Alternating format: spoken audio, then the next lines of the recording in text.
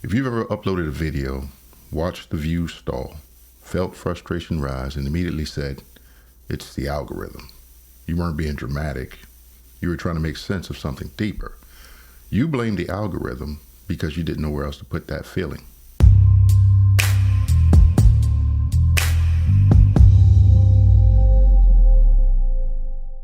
Welcome back. I'm Dr. Sherman Rivers. Today we are talking about a creative pattern that every creator goes through.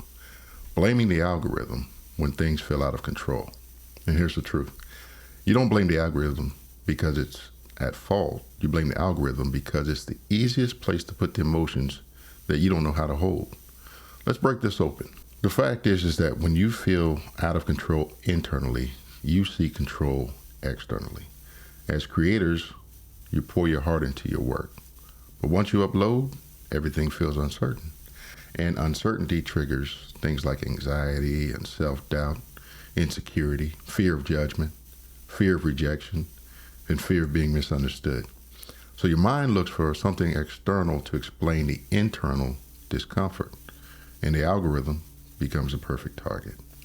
Not because it's responsible, but because it's invisible and unprovable. It can't defend itself, and it can't contradict you.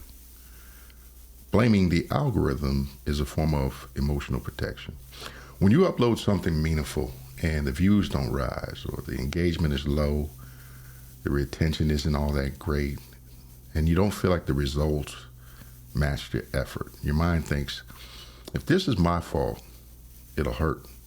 So instead it says, it must be the algorithm. And see, this protects you from self-blame and shame and disappointment and insecurity, questioning your own talent, questioning your purpose, and questioning your identity. Blaming the algorithm reduces this emotional impact. It isn't wrong, it's protective. So what happens is the algorithm becomes the stand-in for your inner critic. When results don't match expectations, your inner critic wants to speak up, but instead of hearing, you're not good enough, this wasn't strong enough, you shouldn't have posted that, your mind redirects that tension outward. You say things like, the algorithm didn't push it. Something must be wrong with YouTube. The system is unfair.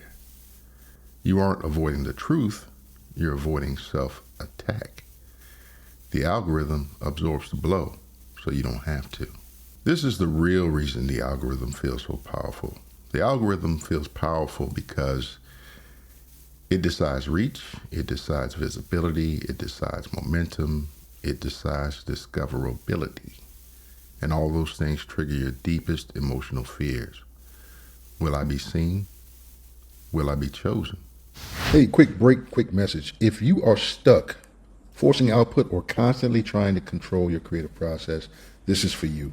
Creator Metaphysics is a free weekly newsletter exploring why creators struggle and how clarity replaces force.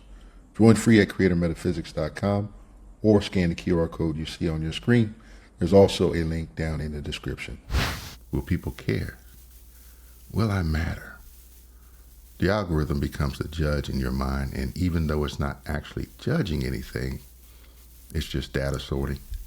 But to your nervous system, it feels like evaluation. There's this illusion of external control. Here's the truth.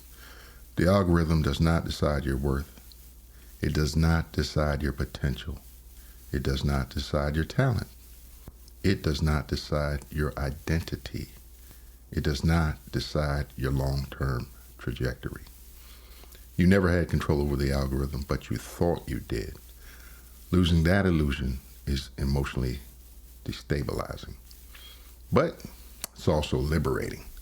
Because when you stop trying to control what you cannot control, you finally gain control over what you can. So what is it that you can actually control? You control your identity. You control your presence. You control your message, your consistency, your skill development, your emotional resilience, your creative voice, and your long-term vision. The algorithm controls distribution. You control evolution. That's the real power. So here's some food for thought. You don't blame the algorithm because you're confused. You blame it because it's the safest place to project the discomfort of not being in control. Once you understand this, your relationship with YouTube transforms. Next up in this micro series is how your audience is not actually the source of your stress.